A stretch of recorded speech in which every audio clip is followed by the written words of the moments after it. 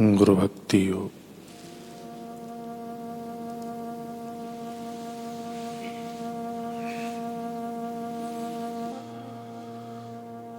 अपने पवित्र गुरु के प्रति अच्छा आचरण परम सुख के धाम का पासपोर्ट है।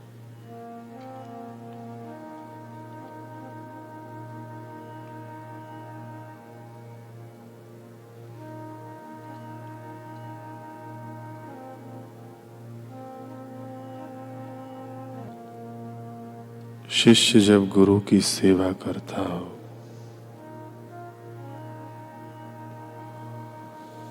तब उसे तरंगी नहीं बनना चाहिए।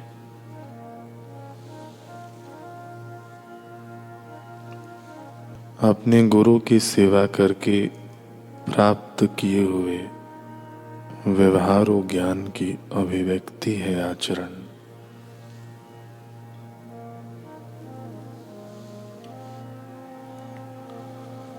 दैवी एवं उत्तम गुण दुकान से खरीद करने की चीज नहीं है। वे गुण तो लंबे समय तक की हुई गुरु सेवा,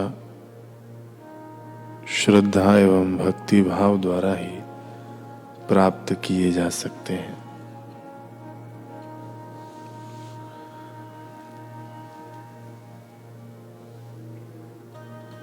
गुरु दक्षिणा से असंख्य पापों का नाश होता है।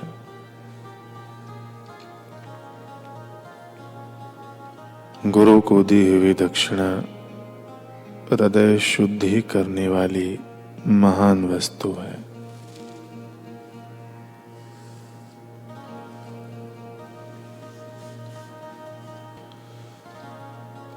स्वामी श्री अखंडानंद जी महाराज कह रहे हैं कि गुरुदेव के नाम श्रवण, दर्शन, आलाप और श्रवण मात्र से ही प्राणों में शांति का संचार होने लगता है। चिर दिन की प्यास बुझने लगती है। घोर अतृप्ति में भी तृप्ति का अनुभव होने लगता है।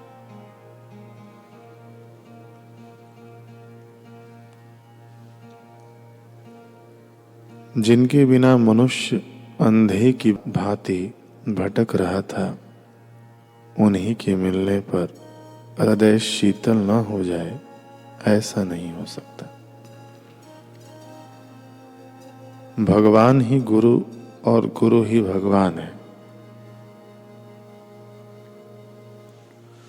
जिसे परमार्थ तत्व अथवा भगवान कहते हैं, उन्हीं मूर्तिमान अनुग्रह का नाम गुरु है।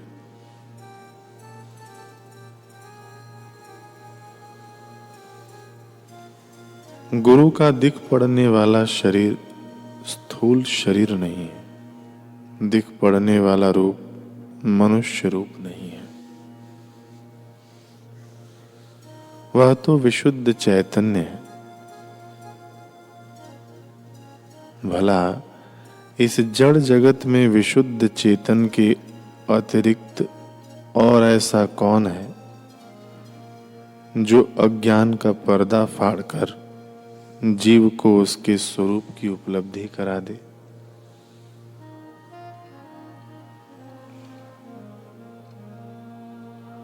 राजकुमार को जो यह चिरकाल से भ्रम हो रहा है कि मैं एक दीनहीन कंगाल भिक्षुक हूं, उसको उसके स्वरूप और अधिकार का ज्ञान कराकर स्वपद पर सम्राट के रूप में प्रतिष्ठित करने वाले गुरुदेव ही हैं।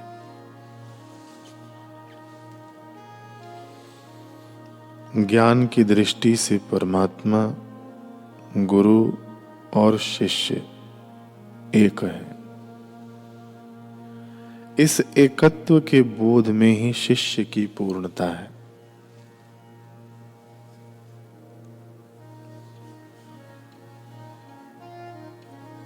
तभी तो यह शास्त्र वाक्य सार्थक है कि गुरु साक्षात पर ब्रह्म।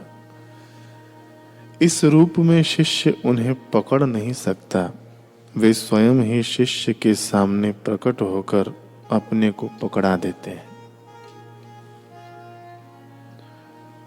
शिष्य जानता है कि मेरे गुरुदेव सर्वत्र हैं, वे मेरे और चराचर जगत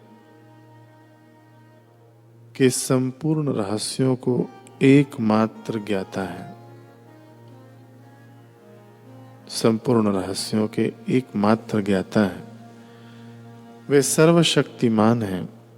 बड़े बड़े देवता भी उनकी शक्ति से शक्तिमान होकर अपना अपना काम कर रहे हैं। वे परम कृपालु हैं, क्योंकि कृपावश होकर ही उन्होंने जीव के उद्धार की लीला का विस्तार किया है। जब वे मेरे हृदय की बात जानते हैं, उसको पूर्ण करने की शक्ति रखते हैं, तब वे परम कृपालु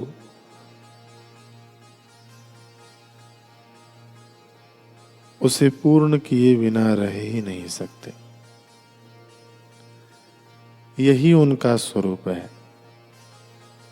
जगत में जितने भी जीवों का उद्धार करने वाले महात्मा प्रकट हैं, वे सब के सब उन्हीं के लीला विग्रह हैं। मैं उनको प्राप्त करके धन्य हो गया हूं। शिष्य की यह दृष्टि कल्याणकारिणी ही नहीं, कल्याण स्वरूपिणी भी है। जब तक हम गुरु को भगवान के रूप में नहीं देख पाते, उनसे प्रवाहित होने वाले भागवत ज्ञान को नहीं स्वीकार करते और उनकी प्रत्येक क्रिया हमें लीला के रूप में नहीं मालूम होने लगती, तब तक गुरु करण नहीं हुआ है, ऐसा समझना चाहिए। गुरु करने के पश्चात उन्हें भगवान से नीचे कुछ भी समझना पतन का हेतु है।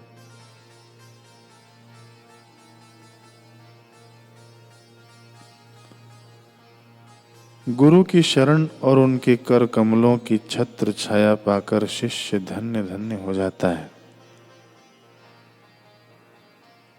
गुरु के प्रति शिष्य के हृदय में जितनी श्रद्धा, प्रेम और उनके महत्व का ज्ञान रहता है, उन्हीं के अनुसार उनसे शिष्य का व्यवहार होता है। गुरु के बिना उपासना मार्ग के रहस्य नहीं मालूम होते और न उनकी अड़चनें दूर होती हैं। जो उपासना करना चाहता है, वह गुरु के बिना एक पग भी नहीं बढ़ सकता। गुरु के संतोष में ही शिष्य की पूर्णता है। जिह्वा पर गुरु शब्द के आते ही वह गदगद हो जाता है। गुरु का स्मरण करने वाली वस्तु को देखकर, स्मरण कराने वाली वस्तु को देखकर वह लोटपोट होने लगता है। गुरु के स्मरण में ही समस्त देवताओं का स्मरण अंतर्भूत है। गुरु सबसे श्रेष्ठ है।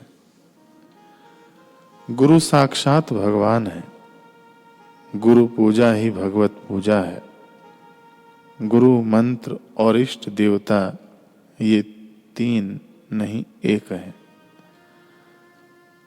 गुरु के बिना शेष दो की प्राप्ति असंभव है। शिष्य अधिकारहीन होने पर भी यदि सद्गुरु की शरण में पहुंच जाए तो वे इसे अधिकारी बना लेते हैं। पारस का स्वभाव ही लोहे को सोना बनाना है। इसलिए जिनके हृदय में भगवत प्राप्ति की इच्छा है, जो वास्तव में साधना करना चाहते हैं, उनके लिए श्री गुरुदेव की शरण में जाना सर्वप्रथम कर्तव्य है।